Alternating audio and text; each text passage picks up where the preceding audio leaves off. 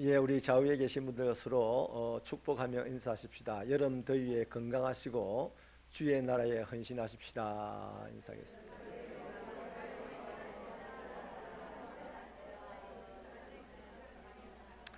우리 한 번 더 인사할게요. 옆에 앉아 계셔서 감사합니다.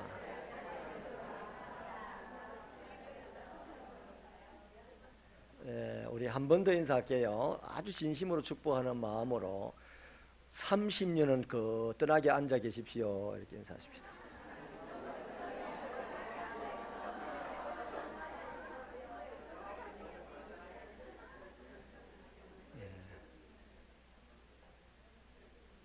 감사합니다. 요한복음 1장 12절은요.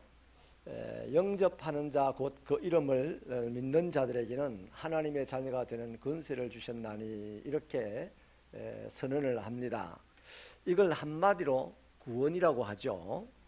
그렇기 때문에 예수 영접이 하나님의 자녀가 되는 시작 포인트입니다. 그렇다면 여러분, 주님을 내가 영접을 했다면 그때부터 내 안에 누가 계시죠? 예수님이 계시다는 거죠. 그게 구원입니다. 그러니까 내가 예수를 믿는다, 내가 구원받았다 이런다면 그 다음부터 그 사람의 생활은 예수님과 동행하는 것이 아주 자연스럽습니다. 예수님과 동행하는 것 꼭 붙어서 어찌 보면 내 남편, 내 아내보다 예수님이 나와 더 가까워요, 안 가까워요? 가깝죠. 내 안에 있으니까. 왜 예수님이 안 보입니까? 너무 가까이 있어서 안 보이는 겁니다. 아멘. 예, 그래서 이 예수님과 예수 믿는 내가 함께 동행한다는 것은 뭐 대단한 일이 아니에요. 지극히 자연스럽고 당연한 일입니다. 그래서 내가 주님과 동행하는 것이 행복하다 여겨지고 그 동행하는 것이 더 끈끈해지는 만큼 나의 인생이 아름다워지고 능력이 있어지는 거예요. 나는 예수 믿습니다 이런다고 그 사람 인생이 아름다워지는 거 아닙니다. 그 사람 인생에 뭐 능력이 나타나는 게 아닙니다. 예수님과 내가 믿는 예수와 동행하는 것이 행복하게 느껴지고 또 동행하는 것이 더 가깝게 밀착돼서 동행하는 것이 될 때에 그 사람은 당연히 노력을 해서 아름다워지는 게 아닙니다. 뭐 엄청나게 막 구해서 능력을 받는 게 아니에요. 당연히 내 안에 있는 예수가 내 밖으로 드러나니 내 삶은 아름다워지고 능력이 있어지게 되는 것입니다. 여러분, 그래서 동행이라는 것은요, 믿는 것만큼 중요합니다. 믿는 것은 시작이라면 동행은 그 위에 모든 것을 가늠하게 되는 거거든요. 제가 중학교 다닐 때 학교 운동장 한쪽 기퉁이에 테니스 코트를 만들었어요. 거기에 이제 그 학생들이 이제 참여를 하게 되었습니다. 이제 네모 반듯한 땅을 다시 좀 더 고르고 거기다가 모래를 깔고 거기에다 흙을 깔고 거기에다 소금을 깔고 또 다시 거기에다 흙을 깔고는 그 쇠롤을 가지고 엄청나게 막 굴렸습니다. 몇 날 며칠을 굴렸어요. 그리고 한 번 더 그 모래 깔고 소금 깔고 또 흙 깔고 또 몇 날 며칠을 굴렸어요. 한 2달 넘게 그런 작업을 하더라고요. 그러니까 주변의 땅들은 좀 물컹물컹한데 그 땅은 아주 흙바닥임에도 불구하고 돌처럼 단단해지더라고요. 그래서 선생님들이 이제 테니스를 치기 시작하더라고요. 어느 날 비가 오니까 제법 오니까요. 그 땅이 도로 좀 물컹해지더라고요. 그러니까 또 선생님들 학생들을 불러내가지고 다시 한 번 더 소금 뿌리고 흙을 위에 깔고 또 롤러를 밀더라고요. 그렇게 하기를 몇 번 하니까 진짜 그 땅이 단단해가지고 어지간한 비에는 땅이 안 패이더라고요. 그리고 이제 롤러 미는 것도 1년에 한두 번 정도 밀고 그냥 계속 테니스를 즐기더라고요. 뭔 말입니까? 테니스 코트는 멋있습니다. 보통 땅보다도. 그 얼마나 다지고 다졌기 때문에 멋있어졌던 거예요. 이 원리는요, 구원받은 우리 신앙생활에도 똑같이 적용이 됩니다. 우리가 처음 예수님을 영접했을 때 다 기억할 겁니다. 자기의 그 사건들을. 너무 좋았습니다. 그래서 늘 감사가 되어지고 신이 나서 막 예배당에 한 번 더 오고 싶고 예배당에 가고 싶기도 하고 또 은사도 체험을 하기도 하고 매일같이 그냥 누가 울리지도 않았는데 그냥 주님 앞에 나와서 기도만 하면 눈물이 주르르 흐르기도 하고 통곡도 하고 또 나와 관계없는 사람을 위해서 괜히 기도해주고 싶기도 하고 뭐 이랬었어요. 그런데 문제는 이제 이런 시간이 그렇게 안 길더라는 거예요. 쫙 길어야만 그게 예수님과 제대로 동행하는 거잖아요. 근데 이게 안 길더라고요. 또 주님과 동행하면 할수록 복음을 알아가면 알아갈수록 이상하게 처음 감격은 점점점 시들해지더라는 겁니다. 그러면서 한 가지 아주 기가 막히게 깨닫고 발견하는 것이 있어요. 내가 이 예수께 지불해야 될 것이 많다. 그 지불해야 될 것은 봉사라든지 예배 출석 횟수라든지 헌금이라든지 뭐 이런 등등의 내가 믿는 예수에게 지불해야 될 것들이 많네. 이걸 발견하기 시작하는 거예요. 그리고 한 가지 더 있습니다. 말씀을 읽고 배울수록 내 삶을 바꾸어야 된다는 것을 많이 발견을 하게 됩니다. 그런데 문제는 바꾼다는 것이 그렇게 쉽지가 않아요. 안 쉬워요. 이런 현실에 직면을 하게 되죠. 그러면서 우리는 그렇게 열렬했던 감격도 또 뜨거웠던 사랑도 또 열심이었던 헌신도 점점 시들어져 가다가요. 이제 이 타이밍이 이 과정이 어떤 과정이냐면 누가 나를 건드리기만 해라. 그때부터 나는 빠이빠이다. 이런 이제 생각이 슬슬 드는 겁니다. 근데 요한이 또 그때 덜컥하고 이제 시험이 들어요. 주로 사람들 관계 속에서 이제 시험이 듭니다. 그리고는 교회를 떠나가는 사람들, 또 신앙을 쉬고 있는 사람들이 푸지기수입니다. 너무 많아요. 이런 사람들의 공통적인 표현이 뭔지 압니까? 저런 사람이 믿는 예수라면 나 안 믿을 거야. 한번 따라해 볼까요? 저런 사람이 믿는 예수라면 나 안 믿을 거야. 여러분 천국 가가지고요 누군가 저 사람 때문에 나 예수 안 믿었어요 이런 말 안 듣도록 우리 살아가십시다. 네. 그런데 이제 제가 그걸 강조를 하려고 하는 게 아니고요. 그렇게 말하는 사람들이 참으로 착각을 심하게 했어요. 제가 지금까지 얘기를 안 하고 뒤에 2장에 가서 쭉 설교를 했지 않습니까? 사람의 죄들에 대해서 예수 안 믿는 사람들의 죄들, 하나님을 마음에 두기 싫어하는 사람들의 죄들, 또 그런 사람들을 판단하는 예수 믿는 사람들의 죄들에 대해서 설명을 했어요. 그렇기 때문에 이 사람들이 지금 무슨 착각을 하고 있냐면 나 이 사람 때문에 예수 안 믿을 거요. 이 말은 나 이 사람 때문에 내가 받은 구원을 깨끗이 포기합니다. 이 말이잖아요. 그 얼마나 큰 착각이며 안타까운 일이냐 하니까 우리가 지난 시간 내내 살펴본 것처럼 모든 사람은 믿을 대상이 아닙니다. 모든 사람은 죄인이에요. 죄인. 다 죄인이에요. 그 죄인에게서 뭘 기대할 것이 있습니까? 죄인에 대해서 실망하는 거 당연한 거죠. 여러분 우리 신앙생활하다 누가 옆 사람이 자기를 실망시킵니까? 그거 당연하게 받아들였어요. 그것 때문에 열불 내면 안 돼요. 예수님이 여러분을 실망을 시키거든 열불을 내셔도 돼요. 그런데 예수를 믿는 사람이 다른 예수 믿는 사람이 자기를 실망시켰다고 해서 열불 내면 열불을 심하게 낸 사람이 저 사람 때문에 예수 못 믿겠다는 사람들이잖아요. 그 착각 중에 착각인 겁니다. 사람 때문에 예수를 포기하겠다는 그 발상은요 지독하게 어리석은 것이죠. 자, 그런데 그럼에도 불구하고 신앙생활을 하면서 이 함정에 빠지게 되고 사람 때문에 환경 때문에 예수 안 믿는 사람들, 믿다가 예수 포기하는 사람들, 신앙생활을 하는 것을 오랜 동안 휴식기에 들어가는 사람들이 많은 거죠. 여러분 질문을 드리겠습니다. 예수님을 믿으십니까? 정말로 예수를 믿으세요? 그러면 꼭 잊지 마십시오. 예수 믿는 게 전부가 아닙니다. 동행을 해야 됩니다. 동행하면서 아픈 일도 생기고 힘든 일도 생기고 하는데 그게 뭐다? 다져지는 일입니다. 내가 다져지는 거예요. 예수가 복음이잖아요. 그렇죠? 이 복음이신 예수로 말미암아 동행하면서 견고해지게 되는 겁니다. 그 사람만이 모든 시험과 회의와 시련을 이겨내게 됩니다. 예수를 믿는 사람은 시험이 찾아왔을 때 시험 들고 떠나갈 수 있어요. 회의가 찾아오고 매너리즘에 빠지고 그럴 때 신앙생활을 등한히 할 수 있습니다.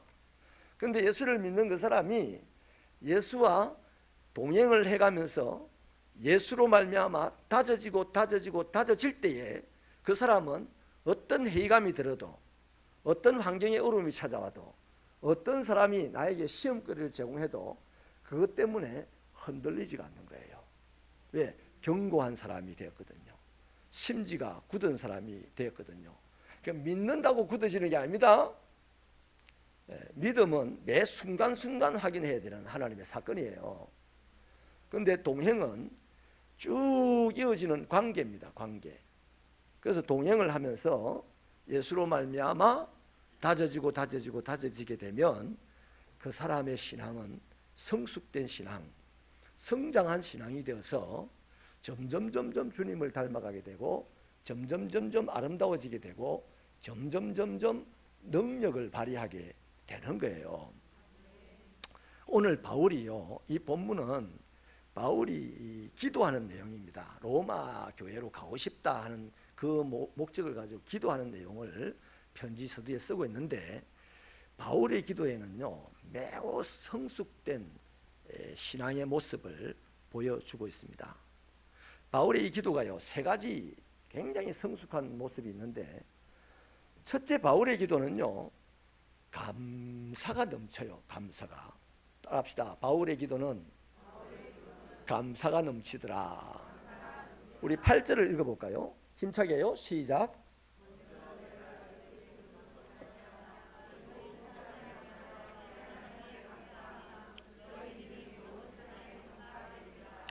바울이 하나님께 감사기도를 드린 첫째 이유가 뭡니까? 로마 교회의 믿음이 온 세상에 바닥에 소문이 난 그 점을 감사했어요.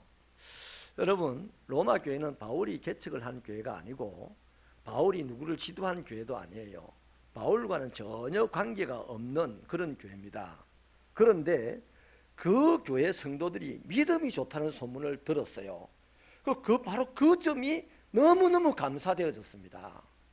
여러분, 저 이웃 교회가 잘 된다는 소리를 들었을 때 하나님 정말 감사합니다 이랬다는 얘기입니다. 이 본문을 가만히 들여다보면 바울 사도는 참 감사할 조건이 많기도 하다 하는 생각이 들어요. 허접한 것 같잖아요. 바울과 관계가 전혀 없는 교회입니다. 그냥 바울이 가보고 싶어요. 지금 갈 이유가 있어요. 근데 그 교회가 믿음이 참 좋다고 온 세상에 소문이 난 그것 때문에 감사를 했다. 여러분, 저와 여러분은요 감사의 조건을 찾으라고 하면은 그것이 좀 어려워할 때가 있습니다. 아니, 대체로 어렵습니다. 감사의 조건을, 오늘 하루 동안 감사의 조건을 20가지만 한번 적어내 보세요 하면요, 후두두두 이렇게 적어내실 수 있는 분이 있어요? 있습니까? 제하고 내기 할까요? 1분 만에 20개 적어낼래요? 근데 왜 그렇게 했어요? 감사할 조건들을 주로 내 입장에서 찾아요. 내 자신만을 바라보고 내가 바라는 것이 이루어지면 감사가 되고, 그것이 안 이루어지면 실망에 쑥 빠져버리는, 그것이 우리가 습관화되어 있습니다. 그저 내 생활, 내 자녀, 내 환경을 살펴보느라고 다른 사람, 다른 환경, 세상 돌아가는 것, 나라의 모습들, 이런 걸 전혀 살펴볼 여유가 없습니다. 이걸 갖다가요, 따라합시다. 팍팍한 인생을 살고 있다.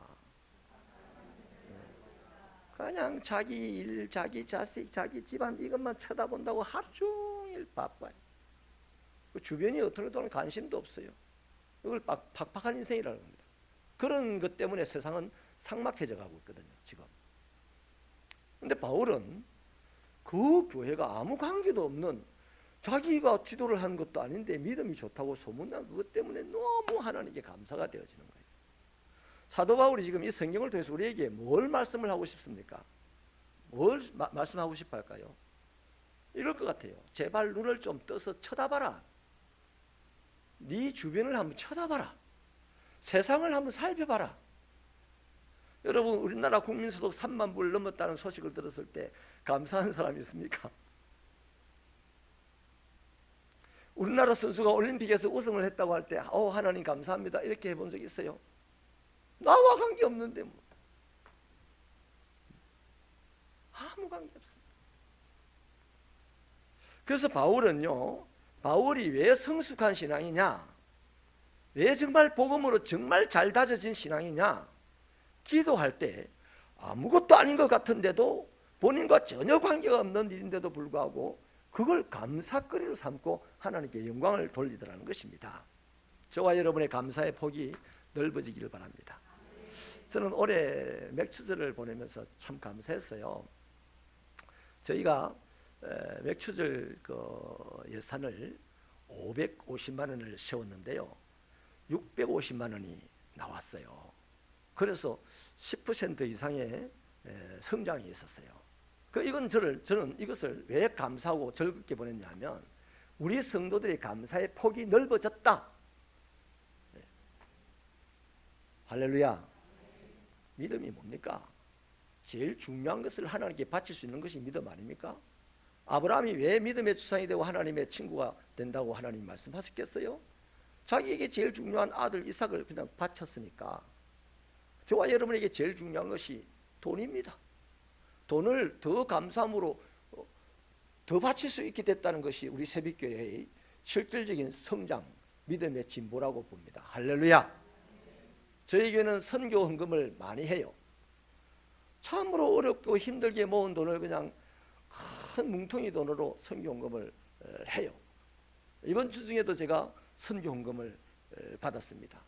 주일날 제가 소개를 하려고 합니다. 이런 것들이 뭡니까? 그 신앙의 진보입니다. 다른 게 아니에요. 믿음의 성장입니다. 할렐루야. 여러분, 저와 여러분을 돌아봐 보세요. 지금 우리 주변에 계신 이분이 옆에 있어서 안 감사합니까? 네?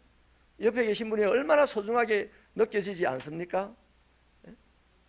우리가 함께 할 수 있는 이 시간, 함께 할 수 있는 이 시간, 네? 또 함께 할 수 있는 이 공간, 이 환경들이 귀하고 아름답지 않습니까? 지금 이 자리에서 하나님을 함께 찬양하고 함께 예배하는 소중한 분들이 있기 때문에 목사가 있어서 교회가 성장하고 장로가 있어서 교회가 성장하고 안수집사가 있어서 교회가 성장하고 이게 아니다 이 말이에요. 우리 교회의 모든 성도들이 한 사람 두 사람이 모였기 때문에 성장하는 거다 이 말이에요. 그래서 지금 옆에 있는 이 사람, 예배드리는 이 사람이 얼마나 소중하냐 이 말이에요. 옆에 오늘도 와서 앉아주는 이분이 얼마나 귀하고 감사하냐 이 말이에요. 이곳에 이 시간에 함께 있지 못한 분이 무슨 일이 있을까? 어떤 아픔이 있을까? 괴로움이 있을까? 궁금해지고 이게 사랑 아닙니까? 여러분, 우리 이 한 분 한 분들이 모여서 새벽교회가 세워지고 하나님의 나라가 이 땅에서 세워지고 있는 것에 대해서 감사할 수 있게 되기를 축원합니다. 축원합니다. 그래서요, 사도 바울은 지금 이 자신의 신앙의 성숙을 보여주면서 이 시대를 살아가는 저와 여러분들이 감사를 돌아보기를 원하시는 거예요. 이곳저곳 돌아보면서 감사할 거리를 찾기를 원하신다는 거죠. 그 하나님의 음성을 듣기를 바랍니다. 두 번째는요, 바울의 기도가 신앙이 얼마나 성숙하냐면 바울의 기도는 지속적이에요. 그것도 어찌 보면 현실적으로 보면 그렇게 중요한가 싶은데도 아주 지속적으로 기도한다는 겁니다. 9절을 같이 읽어볼게요. 시작.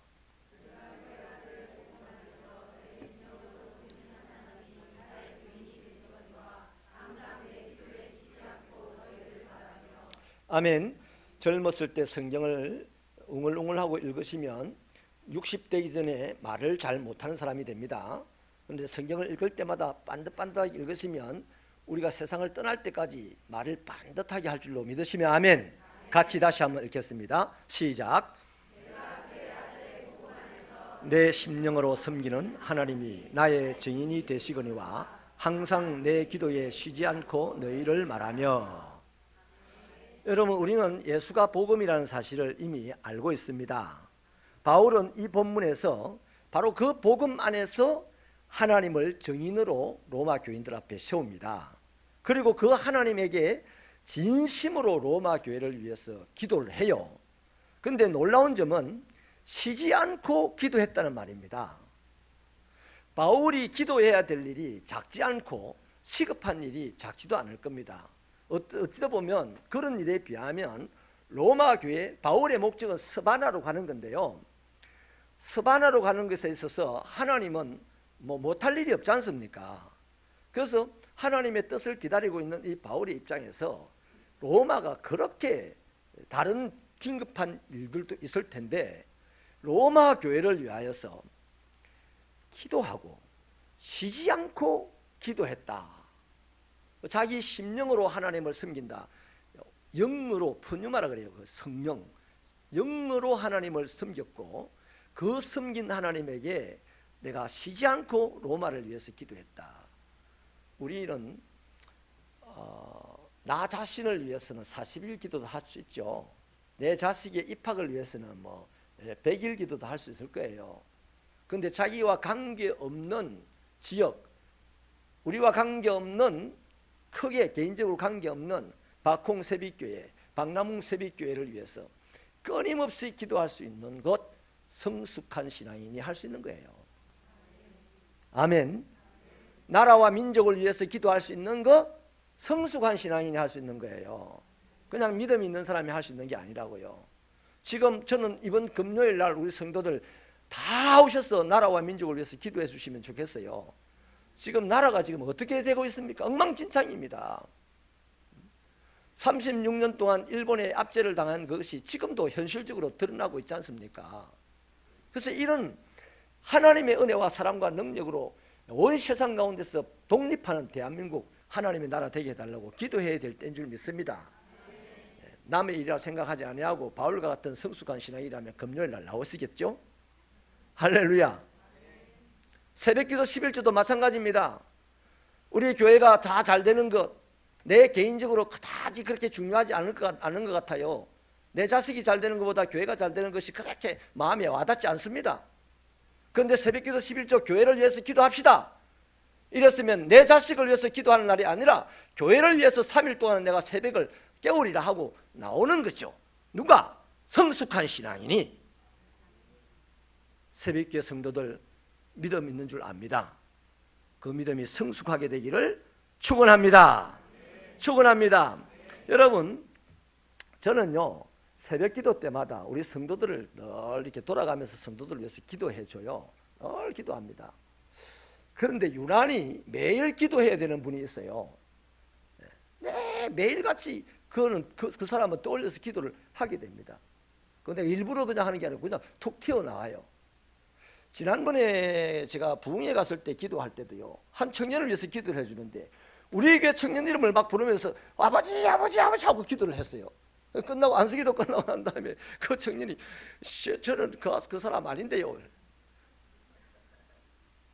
그래서 아이고 맞네 하고 다시 기도를 해줬어요. 여러분, 그러면서요 그 사람들이 하나님을 향한 사랑도 자라는 것을 보게 되고 하나님을 위해서 열심히 이렇게 헌신하는 것들도 보게 되니까 내 마음도 그렇게 보람이 되고요. 목회자로서. 또 그 사람들이 그렇게 신앙적으로 성숙해 가면서 행복해하는 모습을 보니까 얼마나 아름다운지 모르겠어요. 여러분 한 사람 한 사람을 위해서 금요일 되면요 중보기도 합니다. 금요 능력 예배 모인 사람들이 아픈 자들을 위해서, 살기가 힘든 자들을 위해서 기도합니다. 그 기도가 얼마나 중요한지 맛을 못 봐서 모르겠죠. 가슴이 뜨거워지기를 축원합니다. 그래서 기도의 불이 장작불처럼 활활 타오르게 되기를 축원합니다. 여러분, 바울은 이렇게 누군가를 위해서 끊임없이 기도하는, 쉬지 않고 기도하는 사람이 될 것을 자신의 성숙한 신앙으로 지금 보여주고 있는 거예요. 세 번째, 바울의 성숙한 신앙을 보여주는 기도가 뭐냐 하면 하나님의 뜻을 기다렸어요. 10절을 같이 읽어보겠습니다. 시작. 어떻게 하든지 이제 하나님의 뜻 안에서 너희에게로 나아갈 좋은 길 얻기를 구하노라. 여러분 우리 잘 알다시피 바울은요 회심하기 전에는 정말 고집이 무서운 고집쟁이였습니다. 회심하고 난 이후에도 고집이 못 말리는 고집이었어요. 이를테면 마가 한 사람을 데리고 가느냐 마느냐 이래가지고 자기의 생명의 은인과도 같은 바나바와 영원히 절교를 해버렸던 사람입니다. 동력을 거부했던 사람이에요. 그 정도로 고집이 센 사람인데요. 그래서 사실 이 바울이 로마에 가는 이것만큼은 오늘 본문에서 어떠하든지, 이 말은 이런 방법도 있고 저런 노력도 있지만은 어떻든지 하나님의 뜻 안에서 너희에게 나아갈 좋은 길을 내가 기도하고 있다, 좋은 길을 구하고 있다, 이렇게 지금 편지하잖아요. 사실 성경을 보면 바울이 로마로 가기 위해서 여러 가지 공략 방법도 준비를 했습니다. 또 충분히 기도도 했고 좀 전에 말씀드린 대로 합리적인 고집도 있어요. 그렇기 때문에 로마로 그냥 가는 것을 하나님의 뜻을 구하지 아니하고 강행할 수 있습니다. 하나님도 이미 로마로 가야 될 것을 말씀도 하신 적도 있거든요. 그런데도 그 도중에 그렇게 하지 않고 하나님의 뜻을 구하고 있다는 거죠. 그 하나님의 뜻을 찾았다는 겁니다. 13절에 보면 바울이 로마에 가려고 하는데 지금까지 길이 막혔다 그래요. 그 말은 뭔 말입니까? 로마로 가려고 여러 가지 방법으로 애를 써봤다는 겁니다. 그런데 장애물이 많더라는 거죠. 그런데 내가 그 장애물 때문에 못 간다가 아니에요. 하나님이 아직 허락하지 않아서 못 간다, 이렇게 자신이 로마로 가지 못하는 이유를 하나님의 허락하심에다 찾고 있어요. 여러분 바울이 얼마나 로마를 가고 싶어 했냐면 사도행전 19장 21절에서는 로마도 보아야 할 거야 하면서 의욕을 불태우기도 했습니다.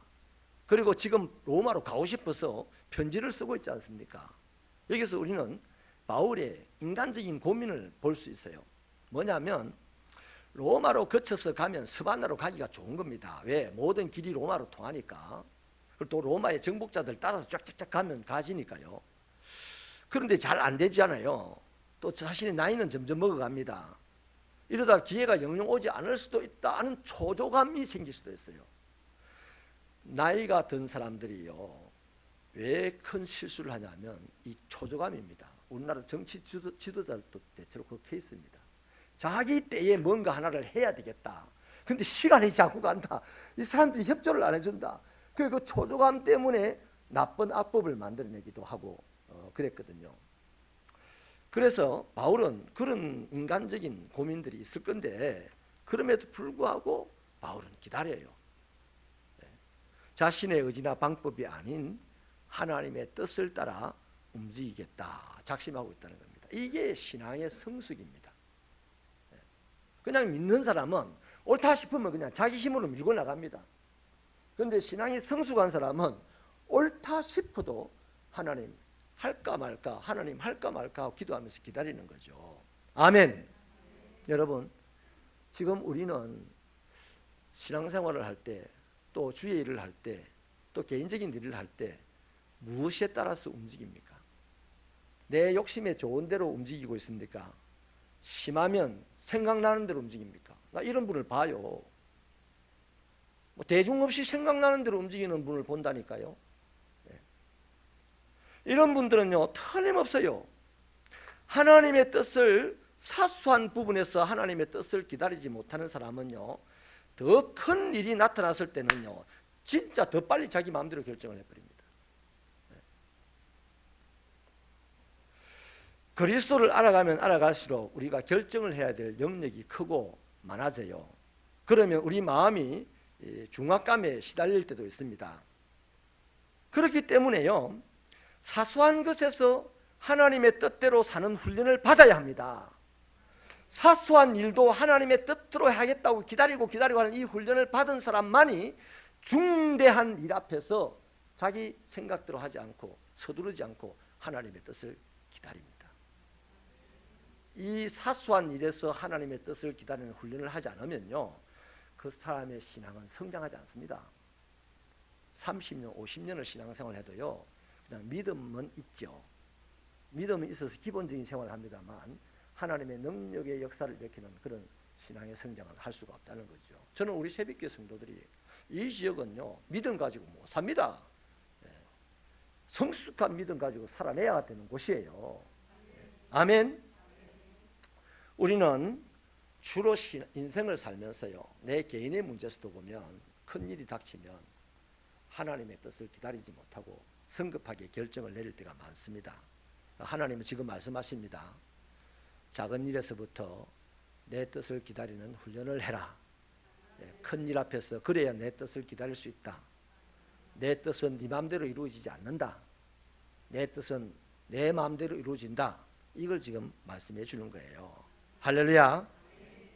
자, 이렇게 하나님의 복음으로 광야에서 3년 동안 하나님의 복음으로 다져지고 다져졌던 그 사람 바울이 또 주의 일을 하면서 주님과 동행하면서 다져졌던 그 사람이 마지막 로마로 가고 싶은 그 시점에 신앙의 성숙을 산을 들어서 바다를 메우는 그런 성숙, 그런 능력을 보여준 게 아니고요.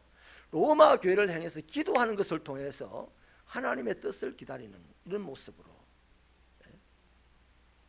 감사할 줄 아는 모습으로 이렇게 신앙의 성숙을 보여줍니다. 할렐루야. 그러므로 저와 여러분도 할 수 있는 일이라 없는 일이다. 할 수 있어요. 우리 신앙 성숙 할 수 있습니다. 죽은 자를 살려내는 일은 할 수 없어요. 하나님이 허락지 않는 한 못해요. 그러나 내가 변하는 건 할 수 있어요. 내가 성숙하는 건 할 수 있어요. 아멘. 자, 이제 그런 차원에서 이 복음에 경고하게 된 이 사람들을 속에서 한번 보겠는데요. 이 복음이라는 것은 우리가 영원토록 붙잡아야 될 궁극적인 주제입니다. 다시 말하면 예수와 동행하는 거, 이거는 오늘도 내일도 영원토록 우리의 최고의 관심사, 매 순간순간의 관심사여야 돼요. 그래서 실제로 이 바울은요, 8절에서 로마 교회의 믿음 때문에 하나님께 감사한다 했죠. 그 다음 로마서 16장 19절에 보면 너희 순종함이 모든 사람에게 들렸다. 다시 믿음에 대해서 한 번 더 축복을 하고 기뻐하는 겁니다. 그래서 이 로마가 복음이 왜 필요하냐라고 우리가 지금 질문을 하고 사는 겁니다. 로마가 교회가 세워졌고 로마의 성도들의 믿음이 온 세상에 소문이 났고 그 믿음이 하나님의 말씀에 순종을 할 정도로 대단한 믿음이었는데 복음이 안 들어가서는 그 사람들이 믿었겠어요? 순종했겠어요? 그런데 지금 바울은 뚱딴지처럼 복음으로 경고케 하겠다는 거예요. 이 로마 사람들을. 여기 신령한 것으로 나눠주려고 한다고 말하는 게 신령한 게 뭡니까? 복음이거든요. 복음. 왜 복음이 들어가서 복음으로 믿음이 성장해서 소문날 정도로 지금 아름다운 교회에 복음을 다시 들려주려고 하느냐 하는 이 질문으로 우리는 오늘 이 시대에 우리에게 도전을 해봐야 되는 거예요. 여러분, 그 이유를 복음이 전해졌던 이 로마 교회, 지금 복음으로 살고 있는 이 로마 교회에 왜 복음을 다시 들려주겠다고 바울이 만나자고 하느냐 하면 그 이유가 11절에서는 그들을 견고하게 해주려고, 12절에서는요 피차 안위함을 얻으려고, 13절에서는 열매를 맺게 하려고. 자, 다시 한번 정리를 하겠습니다. 내가 믿음이 있어서 예배를 드리고 있잖아요. 그렇다고 견고해지지 않습니다. 내가 믿음이 있다고 열매를 풍성하게 맺는 게 아닙니다. 한 번은 맺겠죠, 한 번은. 그 해글이라는 거 있잖아요, 해글이라는 거. 해글이를 자꾸 하다 보면 나무가 나이 들어가지고 고사해요. 그 열매를 못 맺는 순간이 온단 말이에요. 그런데 이 복음은 끊임없이 열매를 맺게 하는 겁니다. 그래서 복음으로 다져야 흔들리지 않고 뿌리 뽑히지 않아서 열매를 맺어갈 수가 있는 거예요. 그래서 열매를 맺기 위하여 뭡니까? 확장성이죠. 로마 교회 너희 교회 하나 가지고 다 된 줄 아냐? 아니다. 너희 교회를 통해서 서바나까지 땅끝까지 교회가 만들어져야 된다. 그 열매를 맺기 위하여서 너희들 지금 복음 가지고 만족하지 마라 얘기입니다. 복음을 다시 들어야 된다 이 말이에요. 그리고 로마에 앞으로 엄청난 핍박이 몰려올 텐데 그 핍박 가운데서 교회가 생존하려면 견고해져야 되는데 다시 복음을 들어야만 견고할 수 있다. 한번 따라합시다. 복음은 다시 들어야 되는 거다. 올해가 가기 전에 저는 행복 제자 되기 성경 공부를 다시 할 텐데요. 2번 한 분도 있을 겁니다. 3번 한 분도 있어요. 자꾸 들으세요. 아이고 나 다 들었어 합니다. 알기는 뭘 알아요. 알면 열매를 맺어야 되고 알면 견고해져야 되지. 안 그래요? 그러므로 다시 행복 제자 되기를 들으시기를 바랍니다. 믿음이 성숙하다면 들으실 거예요. 성숙해지기를 원한다면. 아이고 목사님 나는 막 믿다가 막 그렇게 살다가 그냥 천국 갈 때 천국 가면 돼요. 그런 분들은 괜찮아요. 그러나 내가 천국 가기 전에 이 땅에서 성숙한 믿음을 가지고 하나님의 역사를 맛보고 어떤 상황에서도 흔들리지 아니하고 누가 나를 보고 비난을 해도 그것 때문에 시험 들지 아니하고 내 삶에 어려움이 찾아와도 신앙이 서그러들지 아니하고 끝까지 견고하게 서기를 원하는 사람은 다시 복음을 들으시기를 바랍니다. 아멘. 자, 그래서요, 이 로마 교회를 바울이 딱 바라보는 순간에 아직까지 한 번도 못 만나봤지만 분명합니다. 복음은 바울은 다 체험을 했단 말이에요. 끊임없이 달려오는 시련이 있고 끊임없이 확장을 해나가야 되는데 그냥 교회 잘 된다? 그거 가지고 안 되는 거란 말이에요. 열매 맺으려면 견뎌내려면 더 큰 시련도 견뎌내려면 지금보다도 더 견고해져야 되는데 그래서 복음을 또 들어야 된다는 거죠.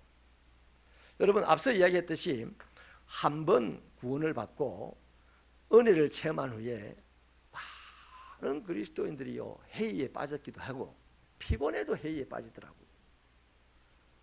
권수희 권사님 일을 하다 보니 피곤해도 기도가 좀 안 될 때가 있잖아요. 그치? 내가 침략능력 예배 드리라 보거든 한 번씩 늘어져 있어. 그대가 기도를 찬송을 막 이래 안 하면 내가 마음이 쫄여요. 우리 찬송의 힘이 약해질까 봤어요. 여러분 오만 가지 형편과 처지 속에서요 회의에 빠질 일들이 있고 시험에 들 일들이 있어요.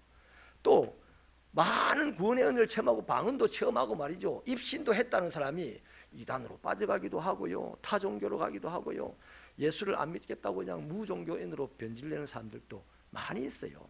오늘 이 시대에 사성장군도 삼성장군도 국회의원님도 행정장관님도 자살하는 사람들이 많은데 왜 예수 믿는 사람들이 안수짓 사람들이 그렇게 많아?